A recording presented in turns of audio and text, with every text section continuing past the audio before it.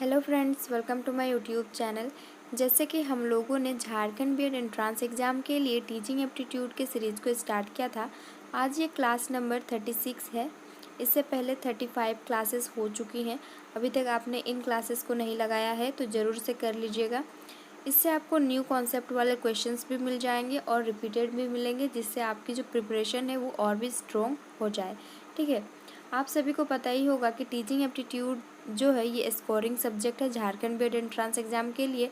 100 में से 40 क्वेश्चंस जो होते हैं ये टीचिंग एप्टीट्यूड से होते हैं। इसके बाद आता है रीजनिंग, जो कि इसमें 30 क्वेश्चंस होते हैं। तो ये दोनों सब्जेक्ट ही इम्पॉर्टेंट है, स्कोरिंग सब्जेक्ट है।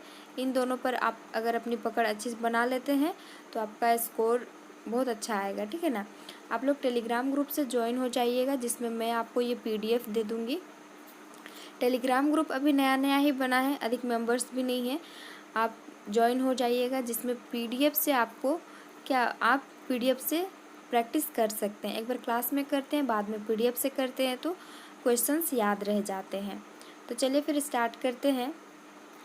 क्वेश्चन नंबर फर्स्ट है और ये इम्पॉर्टेंट क्वेश्चन है। NCTE की स्थापना कब हुई थी? बहुत से बुक हैं जिसमें रॉन्ग आंसर दिया हुआ है।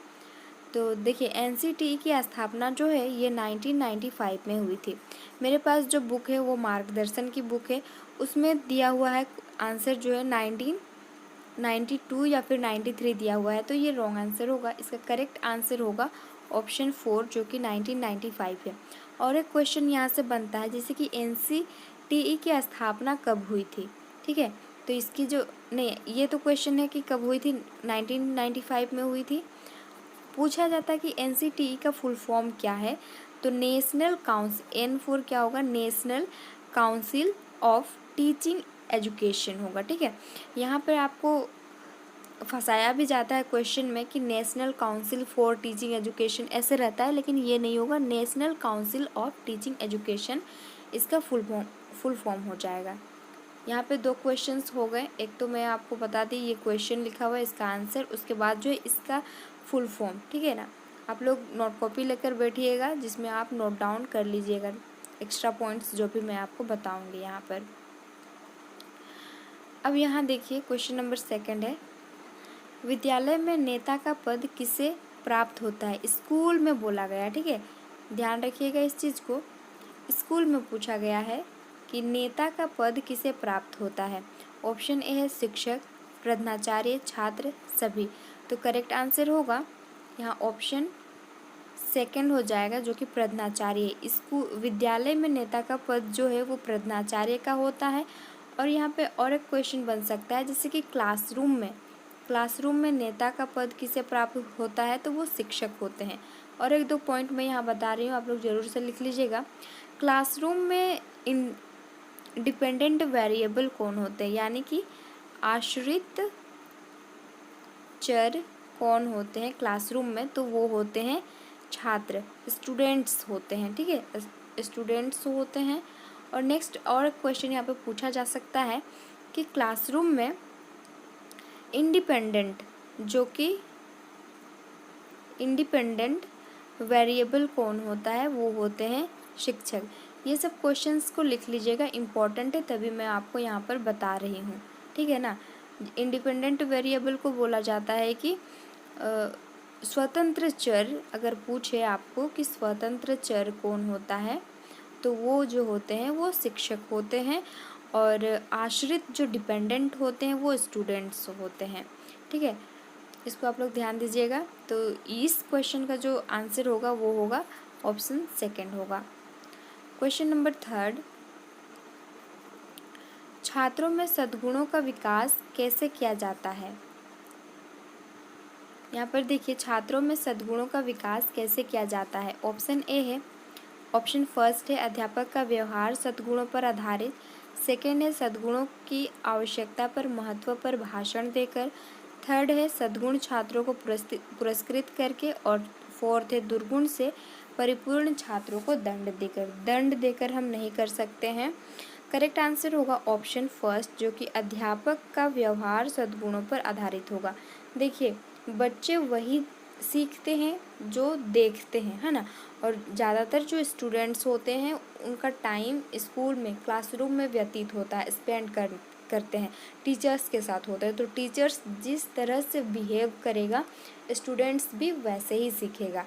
तो करेक्ट आंसर होगा ऑप्शन ए, जो कि अध्यापक का व्यवहार सद्गुणों पर आधारित है। 4th नंबर क्वेश्चन है, कोठारी कमीशन में कितने मेंबर्स थे पूछा गया है। तो करेक्ट आंसर होगा ऑप्शन सेकंड, जो कि है 12। और कोठारी कमीशन जो है 1964 टू 1966, ठीक है, इसे आप याद रखिएगा। मैं एक्स्ट्रा पॉइंट यहाँ पर बता रही हूँ। तो यहाँ देखिए 12 तो मेंबर थे कोठारी कमीशन में, लेकिन इसमें से 5 मेंबर जो थे वो फॉरेनर थे, ठीक है ना, फॉरेनर थे। और 7 मेंबर जो थे वो यहीं के थे, यानी कि इंडियन ही थे। उसमें से फॉरेन से कौन कौन आए थे, कौन कौन से देश के आए थे। एक है यूएसए, जो कि अमेरिका, उसके बाद है ब्रिटेन यूके, उसके बाद है जापान, लिख लीजिएगा, ठीक है ना, ये सब जापान। फिर है फ्रांस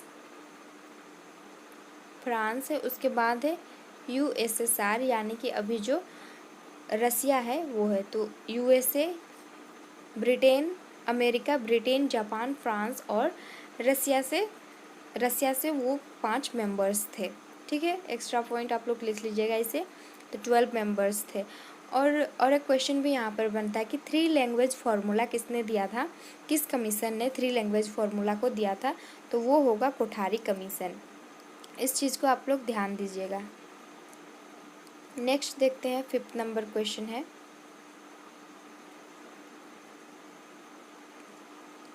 यदि कोई विद्यार्थी किसी कक्षा अध्यापक की कक्षा में समस्याएं पैदा करता है, तो कोई एक स्टूडेंट से वो क्लासरूम में समस्याएं पैदा कर रहा है, इसके लिए आप क्या करेंगे।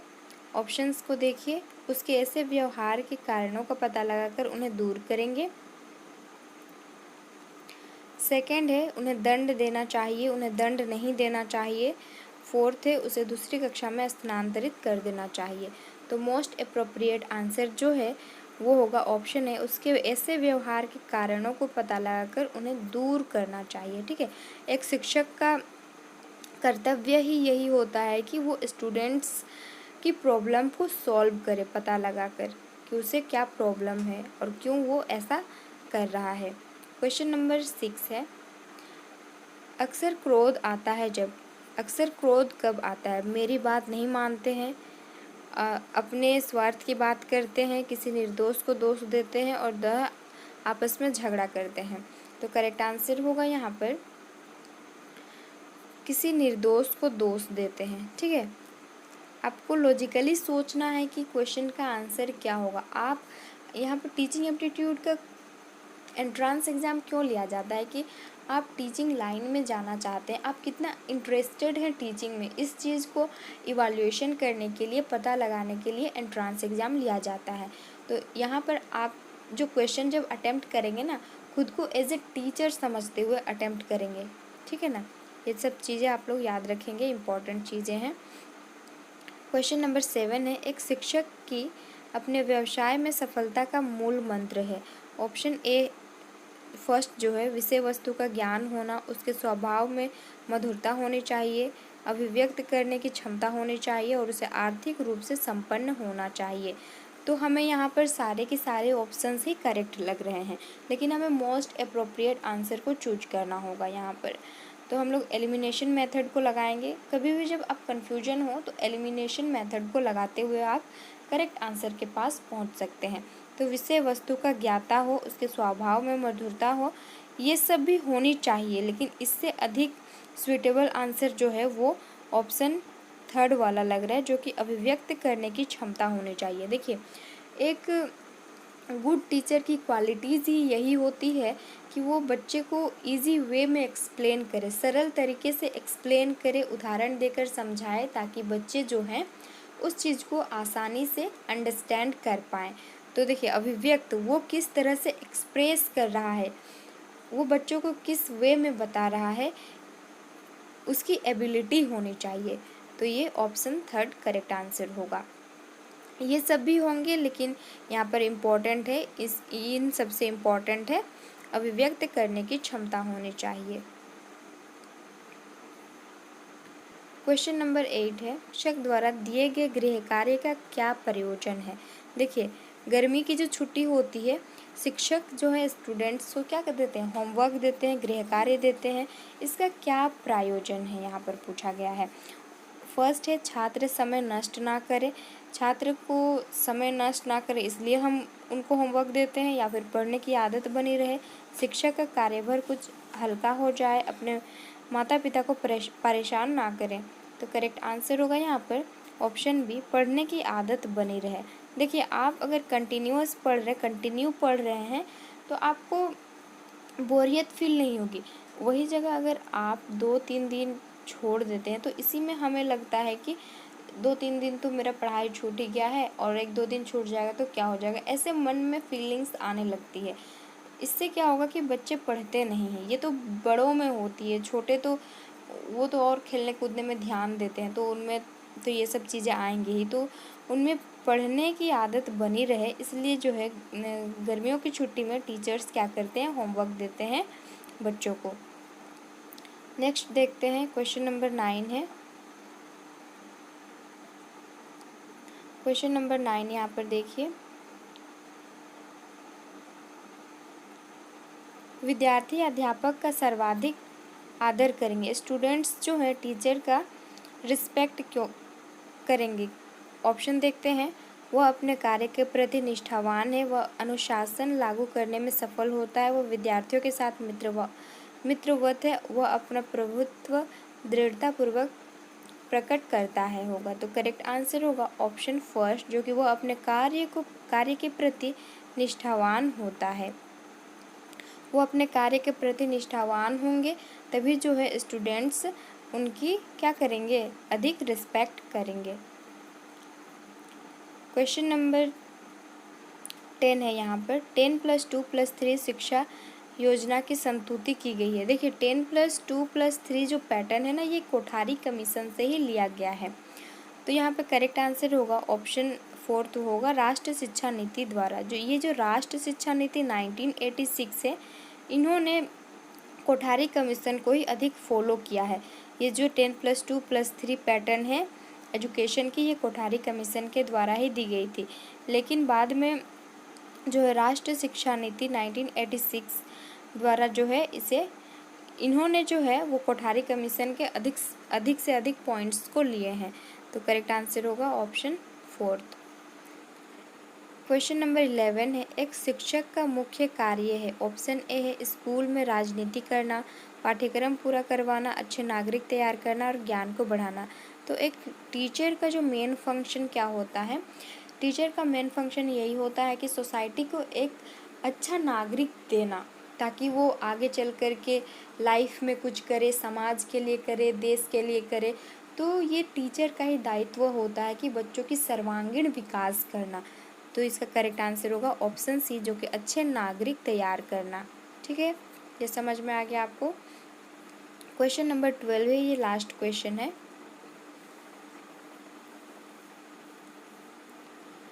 आपने एक शिक्षक बनना क्यों तय किया है। आप क्यों शिक्षक बनना चाहते हैं, यहाँ पर क्वेश्चन पूछा गया है। तो चलिए बताइए क्यों बनना चाहते हैं आप लोग। ऑप्शन फर्स्ट है, मैं ट्यूशन करके बहुत धन कमा सकता हूँ। सेकेंड है, मैं अपने स्वयं के बच्चों को पढ़ा सकता हूँ। थर्ड है, शिक्षण कार्य मुझे अत्यधिक पसंद है। और फोर्थ है, मैं अन्य नौकरी नहीं पा सकता। तो करेक्ट आंसर होगा यहाँ पर ऑप्शन थर्ड होगा, मुझे शिक्षण कार्य मुझे अत्यधिक पसंद है। देखिए, आप